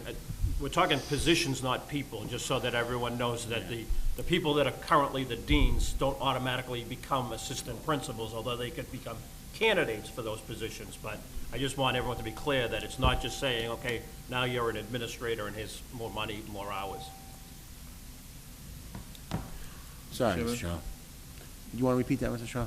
Yeah, I wanted to clarify that we're talking about positions, when we're talking about the deans and assistant principals, we're talking about positions, not the people that are currently in them. Although they're eligible to apply for those positions when we transfer the deans into assistant principals, it doesn't necessarily mean that they're the people that are going to be moving into those positions. We'd have to advertise those positions, interview for them, and then assign people. So I just wanted a point of clarification. Okay, I'm a little, okay, I have Mrs. Auger first. I just wanted you to know, we haven't negotiated those positions out of the unit, but we're not opposed to positions being added as additional staff. Okay, so I'm wearing union hat here, okay? Mr. Hanlon next. Thank you, Mr. Chairman. I could apologize. I'm trying to make 1 and 1 equal 2, so I'm not really listening to everything. So if the question's been asked, please forgive me. I see 6 lines here that say reduce class sizes, and all of them say to add 1. Okay, Usually so it's like -1, so. It's a little bit different because of the way that we have the setup for CTE and some of the programs. Some of those classes are required to be smaller, anywhere from classes of 15 to classes of 20. So if we start making classes smaller, the other students need to go somewhere else. So even though it's not really reducing class size, it's having somewhere else for these students to go, because in essence, we are reducing class size with some of the CTE programs. Clear as mud, but it covers the ground. Thank you. Dr. Easy, next. Yes, thank you, Mr. Chairman. Mr. Norman, so with the reduction of 3 hallway supervisor, does that affect the connection program and the hallway supervisor that stays after hours for the extracurricular activities in the gymnasium and all that stuff? With the reduction of hallway supervisors and everyone else during the daytime, it creates some stress with the deans that go through the day, right? So some of the deans, they do yeoman's work in what they're doing, and we don't want them to burn out too fast because they're covering for the people that we used to have. We still have issues at the high school that we need to deal with. We have students that need to be dealt with, and sometimes we're missing some of that because we only have the 3.5 that we have. So it's creating all kinds of work for them. We're trying to work that with the teachers to try to lighten some of the load and rework discipline, but we continually do that. We're trying to keep up so we can keep the building in order. So this will affect the connection program that had a hallway supervisor there, right? The connections program had a dean assigned. Correct. So that, the fact that we reduced the dean from the connection program has affected the connections program. Yep. We have morphed someone that's been a counselor into kind of a role Yep. of a dean there that's helped out. But it would be nice, again, if we could be back whole, and that would help out with connections as well. Would you lose the hallway supervisor that does the after-school? I would like to keep that position because even myself and Mr. Obremski are talking about the increased number of students and adults that are in the building Correct. after 3 o'clock. Yeah, so you're not going to lose that person, or are you going to lose? No, As far as I we've know, no. actually talked, and this is very preliminary, about maybe even adding a second person at night, especially during the winter. And now, with the amount of individuals in and out of that building between band, music, night school for ELL students, regular night school, basketball, track, tennis, baseball, just because the gentleman is there now, does a great job, but he's mainly up around the gymnasium area. There's nobody, there's a custodian that works at night, but Mr. Norman and I have had some talk, and we have to do something, maybe not when school opens, because there's not a lot of much activity right when school opens at night, except for the night school adding, but once we get to the winter, we really got to take a look at that next year. How many individuals we have working at night with the amount of activity in there, even on the weekends. Saturday, there's all kids all over the school, if you go up there on a Saturday, which is a good thing, but we need the proper supervision. Okay, thank you. How many police officers do you have in the high school? Just 1 or 2? Two. Yeah, we have, we have a good place to have an office in the building. They have one at night. Make a- we actually need some space. You know, the police department, maybe we could do some, like a satellite office at the high school. Yeah. We could talk about that. when we're Yeah. up there. The office exists, so the police have their own Yeah, office. police have their own office, right? Yeah, maybe we should think about making that a 24 hours, 7-day satellite office. We're having some space issues at the police department now. Mhm. Did you have a question, Mr. Demus? You want to make a general statement, right? I'm sorry. I just want to say, just due to the fact that I have a daughter in the high school, you guys do a wonderful job there. And Thank you, we but appreciate it. I'm a little weary of getting rid of the hallway supervisors. I would agree. Yeah. We were just trying to work it so it doesn't look like we're coming here trying to take all of the money. We're trying to do the best with the money that we have to make the high school function. But again, we need all the help we can get because all the students that are coming up with BSRI, Wilson, interventionists, are all coming to high school and that's stopping. Yeah. So we need to really focus on the kids that we're getting and do what we can do with the people that we have. So I'd love to be able to keep them. If it's in the budget and we could do that, it would be great to be able to keep them. Do we want to go to page 6 first, before we close this out? 'Cause Thank you, Mr. Mercer. there's a couple of big items on there. So before, if you're going through toward page 6, on page 5, the stuff on page 5 is just to replenish what's in the library, so we can keep the library up and running. The stuff on page 6, as Mr. Obremski spoke to earlier, a request from us to clean the outside of the building windows, which I don't believe has ever been done. Paint the interior of Building A because we have a large number of students, and the building is always in use, especially Part A of the building with band and everything, would be to paint Building A. It has been painted, I think, in 4 years. And then the construction for vocational education through the capital improvement money. Actually, I think we were going to be cleaning our windows. We probably should add the high school into the same bid, right? Okay. We should maybe look at that.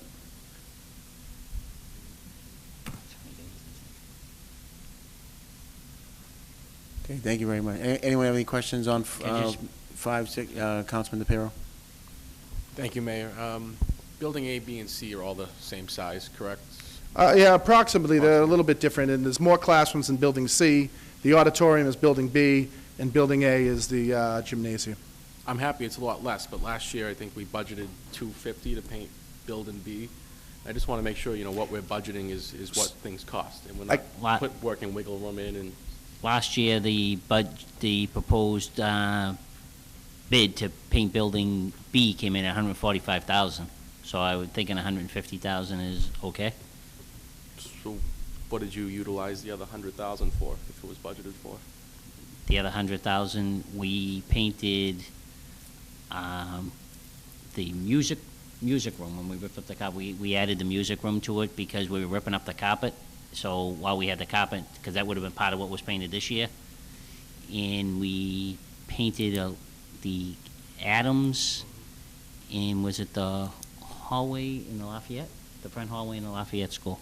And the rest of it just will go to other parts of the budget.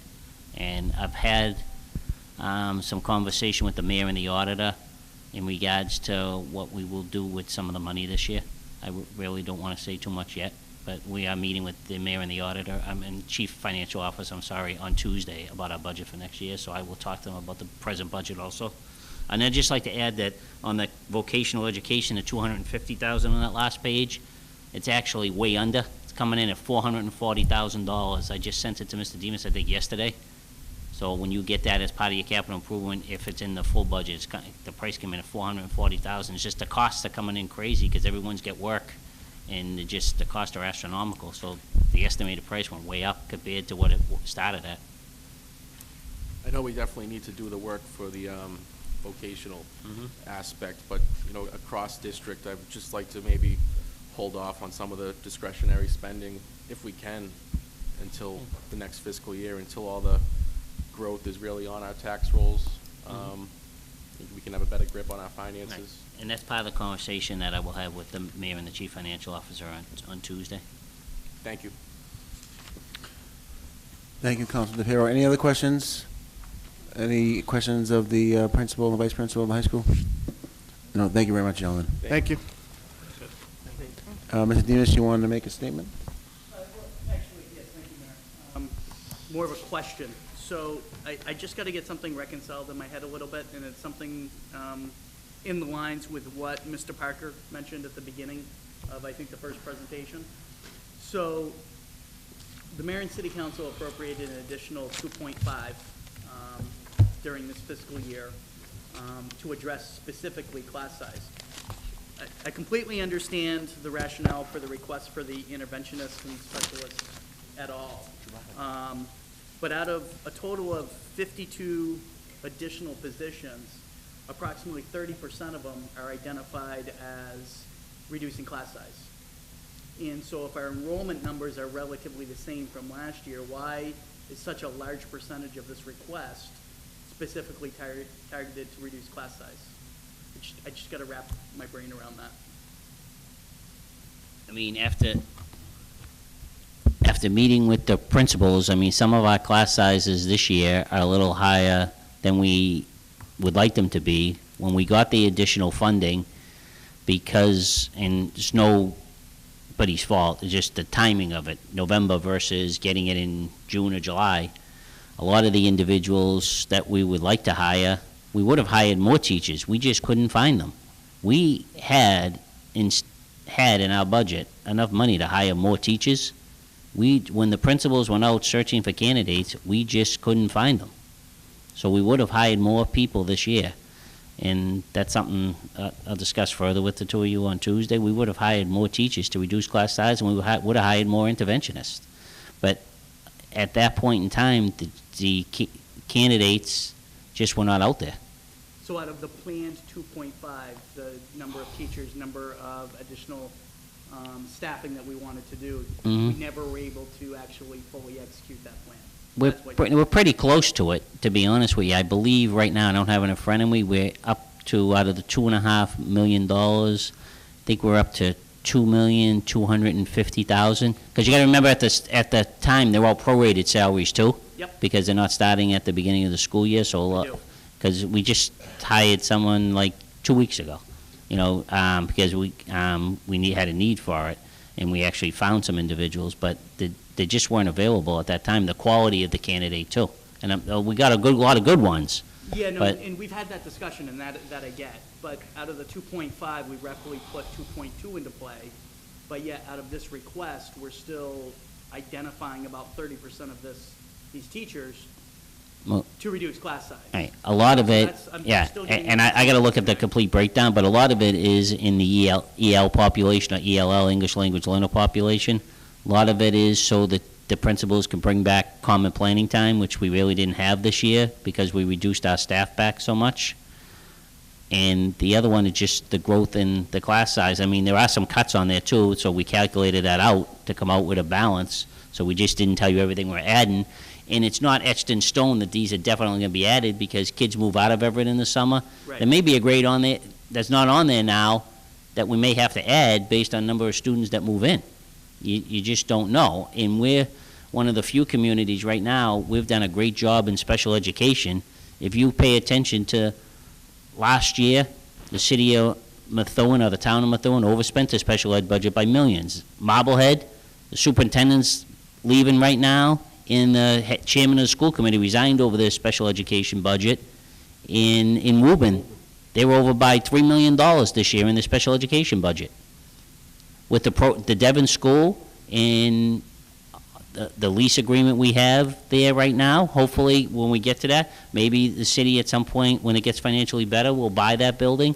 But we've done a great job of reducing our special education costs. One thing that Dr. Easy was talking about earlier, I forget to which principal, in regards to the adjustment counselors or social workers, or instead of a guidance counselor, we've reduced our costs in that line item. If we had the adjustment counselors presently that we had a few years ago, our costs would be upwards of $1.2, $1.3 million.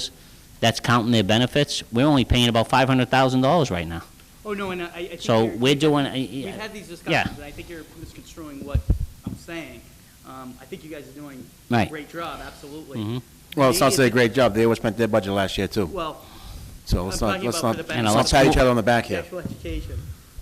And maybe it's a descriptive thing, but it's still, the numbers just don't tie up based upon what you had presented before versus, what you're presenting now, for talking about from a staffing standpoint. Yeah. Or a classroom size standpoint. And that's the only place I'm getting Yeah. at.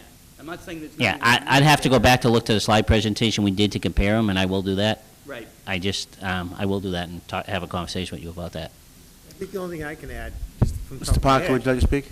Oh, thank you. Mr. Parker. Is that when we made the presentations last time, in anticipation of the money, we were looking at reducing class sizes of the mid-30s. Correct. Down to the mid-20s, right? I think what you heard tonight was a lot of, class sizes from 27 to 31 going down to like 22, like 24. So the impression I got is that, Which is yes, a good we number. reduce class sizes with the $2.2 million, but we're looking to reduce them even more. Do we have the classroom space to reduce the classes? The only issue we really have is at the Powell Inn. We will probably, if we got all this money in the amount that Ms. Kroll is looking to add, we would probably have to move the kindergartens back to the old high school or the Webster School Extension. And I don't know what that will do to some of those programs. That's a conversation we're going to have. We may be reducing some of those programs that are presently at the old Webster School Extension. May have to reduce them to fit the kindergarten back there. What do you mean reduce, like, not offer?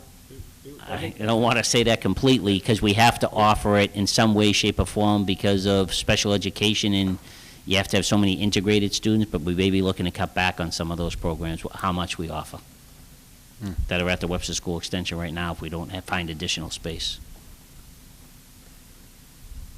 I believe, and I don't want, all the other principals, when we spoke with them, said they can fit all those in their school. The Pollen, you said, have we looked at, like, adding some trailers to the Pollen maybe or something? We haven't looked at that yet. We haven't looked at that yet. Okay. Did you make your statement? You did, right? You done your statement? Right. Does anybody have any other questions, comments? Mr. Shaw, anyone? No. No? All right. Okay. Mr. Clerk, if you can read the next order of business, item number, to the principals who all came, and vice principals, thank you very much, and thank you for what you do every day. If you can read item number 3. Yes. On item number 3, Mr. Chairman, is an order for financial obligations from the city for the teacher's contract. Well, we're not doing anything, so. Okay. Does someone want to, who put this on the calendar? I didn't. Yeah. I can just speak, I wouldn't know what the financial numbers are, but we do have a tentative agreement that we're bringing forward to the association on Monday. We haven't physically given them the hard copies, but they are aware of the proposals that are on the table. And after, I don't know what the number is now on the, I don't read the newsletter as well as some other people, but I think we were negotiating for about 444 days the last time we had updated. We do have a TA right now. We're just working out a couple of additional language, but we did come with 2, 2, and 2, with retroactive for the 18-19 school year back to the first day of school, which is August 26th. And then it will be 2 for 19-20 and 2 for 20-21. And you got your 8 days, didn't you? Well, right now, it was 6 days or 5 6 days? days, and we have worked really diligently, so we are transferring time minute to minute for the 6 days that are at the end to adding 15 minutes to the school day, each day, to include instructional time to make sure that we are not losing instructional time with the students. So I have to say, and I'm very proud of it, and we've worked really hard, and we're bringing back a pretty fair contract, so. Good. Everyone's talking again. That's good. Nothing like a good contract to become friends again, right? I know that too well. Mr. Abramsky. With the present teachers and individuals on staff, I'll go overall with all the staff, even though we haven't negotiated with the other groups. Every 1% is approximately $500,000, just for informational purposes for everybody. Every 1% raise with the number of individuals we have working is right now, not next, not with the additional for next year, but it's approximately $500,000 every 1%. Thank you. Mr. Chairman. Easy. So, Mr. Abramsky, I'm assuming that obviously this negotiation was going on for a while, and as you guys come to an agreement for the next fiscal year, you would be able to have funds to pay the teachers, right? So The raise for 2% raise for all present staff working and the additional staff, we use the 75,000 as a rough number for everybody else, but it's built into this budget. So 2% retro for this year that we're in, and 2% for fiscal 20 is built in. For 21, you don't know the number yet, what the state budget's going to be, so you can't say. You have no idea what the budget's going to be, because it's based on the ability to pay by the city, so you don't know what the values of the properties are going to be at this time. So we project that we will have the money at this time, and hopefully by that time, from talking, I did have, obviously before we signed this tentative agreement, I had a conversation with the senator and the rep to make sure that there was enough voice in both houses to be able to change the formula for free and reduced lunch. So I was comfortable recommending to the school committee to go with the 2% in the third year. based on that. Okay. So obviously, for this year we're currently in, you already had the funds for the raise 2%, and then going forward the 2%. That was already budgeted. Well, the 2% is part of what's recommended to everybody. So, for next year. For this year, we have the 2%. We're no problem this year. We're not gonna come back in 2 That's what weeks I and want, say yeah. we need, we're not gonna go back in 2 weeks and say we wanna take money out of free cash or stabilization or anything like that. Okay. We're fine with our budget for this year. We're not coming back here to the council chambers, I mean. Well, that's where we are. Mr. Parker? So if I can add, from yesterday at the State House, I believe it's Senator Stone, Jason Stone, I think is his. Yeah, out that's of him. Win- That's him. Winch- That's him. Out of Winchester. Livingston? Jay Livingston. Okay. I don't know where I got Stone.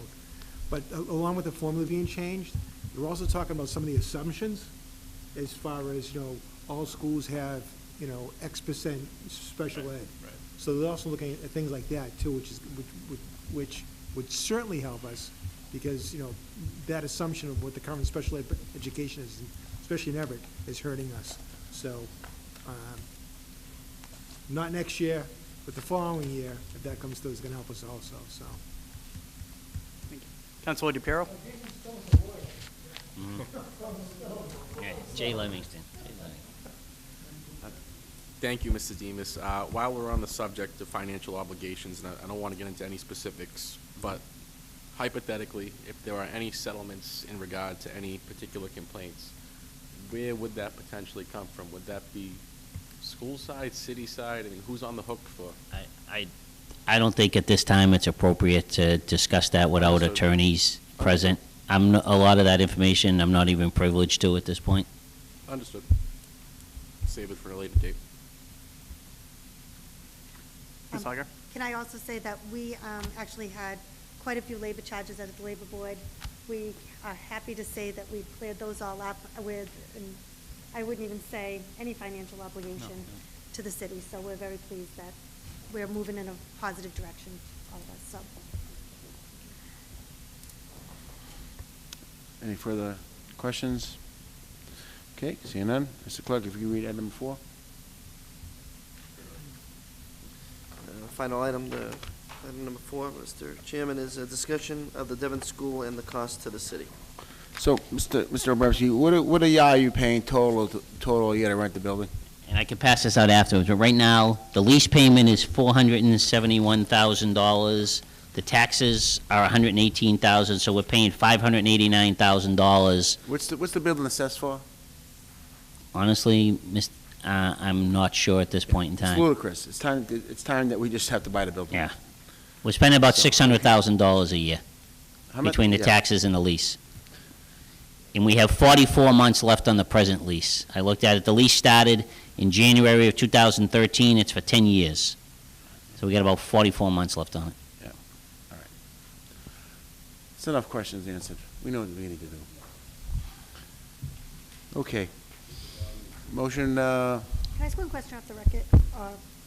So, as a graduate of Pope John, and I know I just brought this up to Mr. Obremski just in passing in a conversation, would the city have any interest in trying to get that building? Because as a taxpayer and as a public education advocate, I really would hate to see Pioneer or Mystic Valley go and grab that building before we'd have an opportunity to be able to do a lot of our, get rid of a lot of our overcrowding, especially for some of our high school students. So I really would ask you if we could take a look at that, because we really can't afford to have Mystic Valley or Pioneer take that building over. And I'm really afraid that that's where it's gonna go. Councilman DePiero? On that topic, at least, whatever happens, as long as we're involved in the conversation, I'd hate to see something happen like happened next door with the bank, where we kind of had no idea, and, the building was sold and in the possession of a charter school, where we could have utilized that for something in the city. Right. Who knows, but at least if we're involved along the way, we keep our options open. So, I know there's an ongoing effort by Pope John to stay, and I know the Archdiocese has committed to, if they would raise $500,000, they would give them $500,000. So, yeah, I think so too. So we have someone engaged the Archdiocese on the building. Can I just, Right, so we've done, I think we are doing appraisals of the building now, I believe? Yeah. I just want to echo the support for what Mrs. August is saying, because at one point, we had such good academic success, we had a cap on the amount of students that could go to the charter school. Unfortunately, last year, our scores dropped, so Right. that cap is now gone. So people think that they can't increase their enrollment here in Everett, but right now they can, not for this year, coming up for the following year. By how much? By how many more could they? It goes from 9% to 18%. Wow. I believe that's if our scores, and that's, honestly, it's one of the things when we talk about the interventionists, I think that's one of the things to bring our scores. A lot of the principals are attributing some success, a lot of success that we've had to have to those interventionists, bringing those students up, so. So, how low did our scores dip, or how high, how much higher do we have to bring them up to go back to that 9% We've always cap? been on the cusp of the bottom 10% on scoring. So it's difficult to say because they don't use the same rubric all the time, so it's a floating line that we're trying to hit at.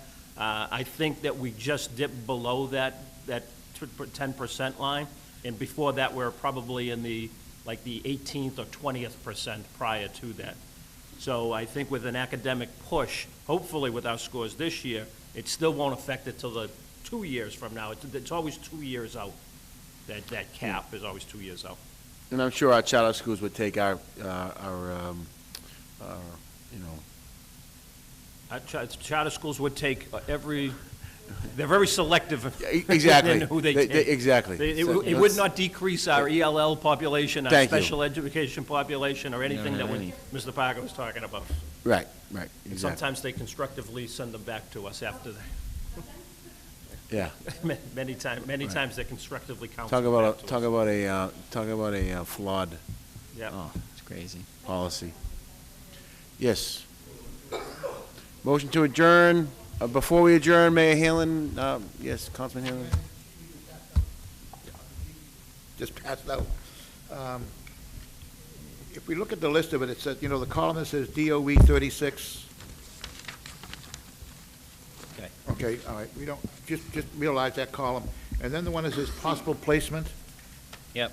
Okay, now, does that mean that a person or a student is going to the school and then they're going to go out to that possible placement? No, that's if we didn't have the Devon school, where that student would probably go in the estimated tuition costs, and Oh, okay. actually, it's not estimated, that is the That's tuition the cost for that tuition school, cost. if we didn't have the Devons. So we take care of all that problem here in our school? That's correct. That's correct. That's correct. We were just projecting if we didn't, in fact, close the Devon school, where those students would go and what the Okay. cost would be. Perfect, thank you very much. Pardon? I'll make it money. Right, yep. Okay, well, good, yeah, good.